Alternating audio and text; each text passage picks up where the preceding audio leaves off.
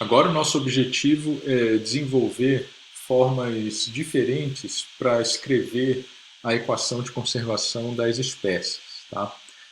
Então vamos tomar a equação 1 na base mássica. Tá? E a razão de se fazer isso, ou seja, de escrever a equação numa forma diferente, é porque ela está escrita em termos de uma velocidade que é a velocidade do componente, né, que está aqui. E essa é uma velocidade difícil de se medir. Né?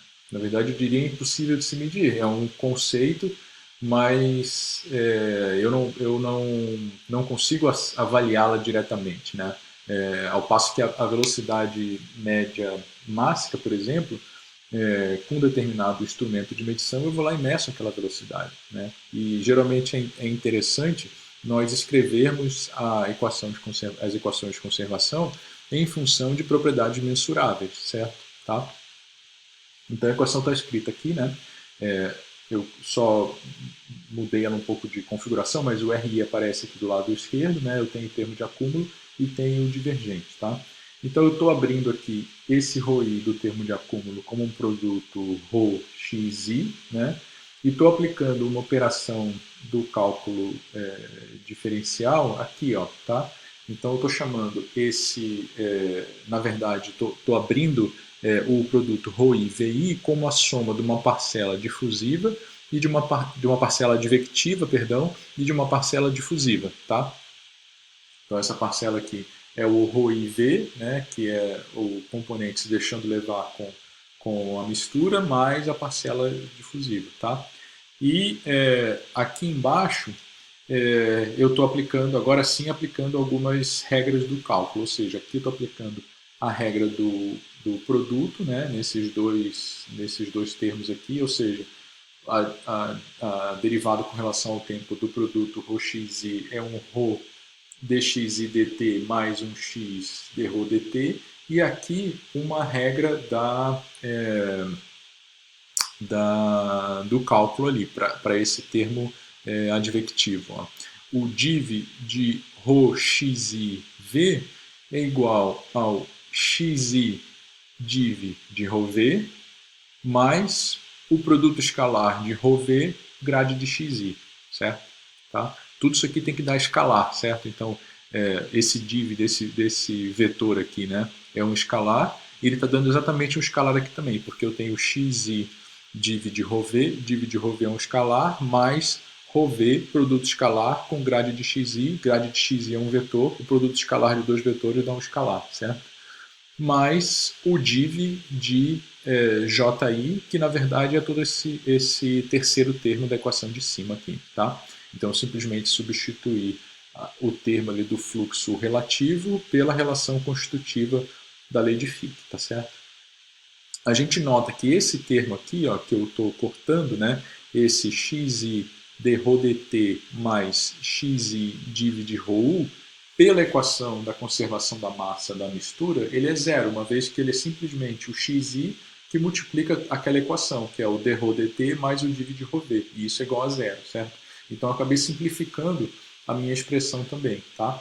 Então, como resultado, o que aparece, né, daquela expressão e que é perfeitamente análogo com o que nós tínhamos na equação 1 é essa expressão para a equação de conservação das espécies escrita em função do xi, né, da fração mássica do componente, que é uma propriedade mensurável, certo? Tá? E a equação vai ficar a sua utilização vai ficar mais conveniente ainda, né?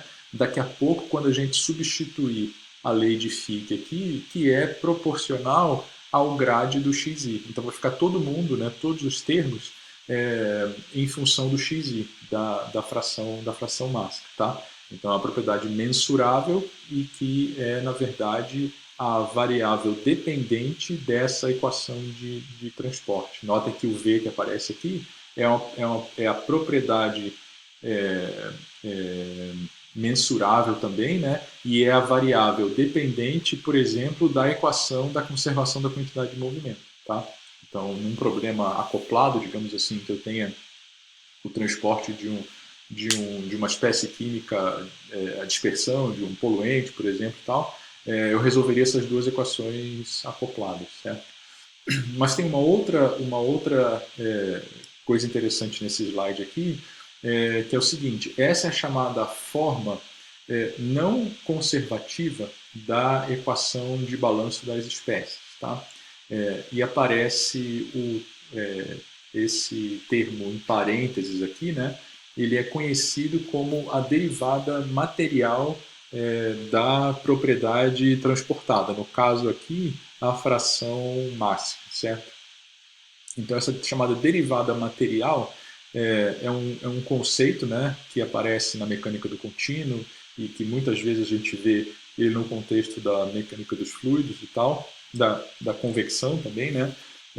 E ele, fisicamente, ele representa o seguinte: é o observador, né, acompanhando o movimento do meio e avaliando simultaneamente a variação espacial, né, que seria, no caso, esse segundo termo aqui, né, a variação espacial, porque esse gradiente está relacionado à variação, né, com relação às coordenadas do problema, no caso aqui x e y, e no tempo, né, localmente, esse termo aqui, de uma variável. No nosso caso aqui, a concentração. Tá? Então, é uma derivada que é um operador diferencial, que é a derivada material, que tem esse significado. Né? Ele avalia a variação no tempo e a variação no espaço, tá? Por meio do termo advectivo. Tá bom? Então é como se o pescador agora estivesse num barco, certo? E aí ele no barco ele acompanha o movimento da corrente, né? Ele acompanha o movimento da corrente, consegue observar variações espaciais à medida que ele navega ali naquele meio, mas observa localmente também variações temporais, certo? Tá? Da propriedade de interesse, seja ela a temperatura, seja ela a concentração, tá bem? E aí, com aquela notação, né, do D maiúsculo, que eu acabei não falando aqui, mas eu tenho a notação do D maiúsculo aqui, né, que encurta um pouco as linhas, eu tenho a derivada material da minha variável, que é a concentração das espécies, tá, da fração máxima. E para a mistura, né, aquela nossa expressão, eu acho que era a expressão 3, em termos da derivada material, ela pode ser escrita dessa forma aqui, tá? Então lá ela era anteriormente, né, o del ρ del t mais div de ρ v, mas aí dá para ver que com a definição da derivada material, né, a gente acaba resultando nisso daqui, tá? Se vocês podem fazer como exercício, ver as duas formas como a equação pode aparecer, tá bem? Então a gente viu que para chegar nessa chamada forma não conservativa, né, em que aparece a derivada material, a gente teve que usar a equação de conservação da massa da mistura, né? E usar nesse ponto aqui, ó. Vou voltar 2 slides. A gente usou nesse ponto aqui, né? E aí nós chegamos na chamada forma não conservativa, tá? Então nós eliminamos ali de dentro da equação a equação de conservação da massa, tá?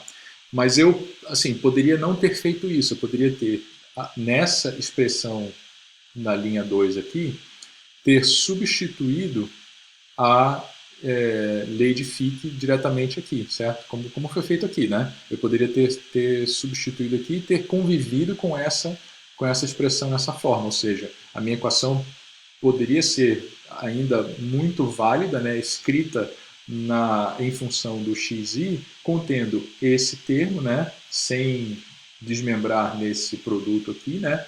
Mais esse divergente, sem desmembrar naquelas duas parcelas, mais o div do JI, tá? E quando eu faço isso, né, é uma possibilidade, quando eu faço isso, é o que eu chamo da forma conservativa da equação, tá? Então, estou voltando aqui na sequência, né? Aqui a equação na forma não conservativa. Essa é a forma conservativa, certo?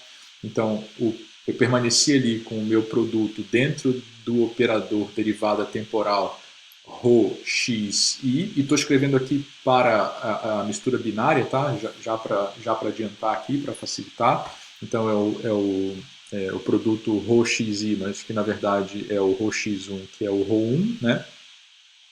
Mais o div do ROI V, que é, na verdade, voltando alguns slides atrás, era o div do RO XI, ou no caso aqui X1V, né? E desse outro lado do sinal, eu já substituí a lei de Fick, certo? Então, a lei de Fick já apareceu aqui, que era aquele último termo naquela equação que tinha 3 linhas, tá? E aí já para uma mistura binária aqui, ou seja, o div do ρ d12 grade do x1, mais o termo de reação ali, tá? Então essa é a chamada a forma conservativa, tá? Essa é a chamada forma conservativa, tá? Eu não consigo escrever a derivada material aqui, né? Mas tudo bem, é uma maneira de tratar o problema também, tá? Ambas são válidas, eu não tenho perda nenhuma de informação, tá? Ambas são totalmente válidas e exatas, sem perda de informação. E essa equação conservativa, né, eu posso escrevê-la de uma forma compacta, assim também, uma vez que, né, se eu trago esse div do fluxo de Fick para cá, do fluxo difusivo para esse lado de cá do sinal, eu tenho exatamente a minha definição do divergente do fluxo total do componente, que é composto de uma parcela advectiva e de uma parcela difusiva, tá bom? Então, de uma forma compacta, ela pode ser escrita assim também, tá? E também vai ser muito útil para nós em problemas, tá bom? E aí, pra, só para complementar, né, já que a gente tinha escrito a forma não conservativa lá na equação 5 para uma mistura multicomponente, a gente escreve aquilo para uma mistura binária, tá? Então é bem simples aqui de se fazer isso, tá? Estou simplesmente substituindo o subíndice I pelo subíndice 1 naquela equação e substituindo a lei de Fick, tá? E aí o último comentário desse clipe é o seguinte, ó. Não existe uma forma não conservativa, ou seja, que não contenha a derivada material, ou que contém a derivada material, perdão, né, para o balanço das espécies na base molar. Tá? Não existe uma forma não conservativa para o balanço das espécies na base molar. Por que não? Né? Fica essa pergunta para vocês tentarem responder aí. Quem conseguir responder ou quem quiser depois comentar comigo pode se comunicar. Mas é meio que óbvio, né? Tá? Volta uns 2, 3 slides atrás e a resposta está lá. E aí o balanço molar das espécies ele é dado somente na forma conservativa, tá? E envolvendo, aí tem que tomar cuidado com isso, a velocidade média molar aqui, tá? Envolvendo a velocidade média molar. Essa é a parcela advectiva, tá bom? Dá para deduzir isso daí e até obter por analogia com as expressões dadas anteriormente, tá? E deixo como exercício para vocês escreverem a equação de conservação da massa da mistura na base molar, tá? Lembrando que a soma dos RI na base molar não se anula, tá? Então deixo isso para vocês pensarem e escreverem essa equação aí como um exercício, tá bem?